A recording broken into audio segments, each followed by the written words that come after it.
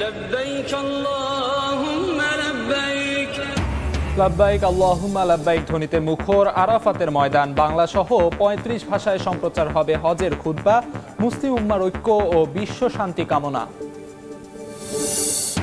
বৃষ্টি মাথায় নিয়েই পছন্দের পশু কিনতে হাটমুখী ক্রেতারা, দরদাম আর হাঁকডাকে জমজমাট বেচাকেনা, বেশি দামের অভিযোগ। ঝামেলা এড়াতে অনলাইন ও খামারে গিয়েও নিচ্ছেন অনেকে। ঈদযাত্রায় নগর ছেড়ে বাড়ির পথে মানুষ, লঞ্চ, ট্রেন, বাসে উপচে পড়া ভিড়। ঢাকা টাঙ্গাইল মহাসড়কে যানজটে ভোগান্তি, পদ্মা সেতুর টোল প্লাজায় যানবাহনের লম্বা সারি।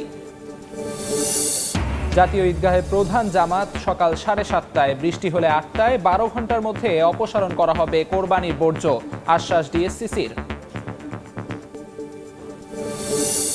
এবং মামলা মুক্ত হয়ে ঢাকা থেকে লন্ডনের পথে ডাক্তার জুবাইদা রহমান 17 বছর পর বেগম জিয়ার সঙ্গে দেশে ফিরে অবস্থান করেন 1 মাস, অংশ নেন সামাজিক ও পারিবারিক অনুষ্ঠানে।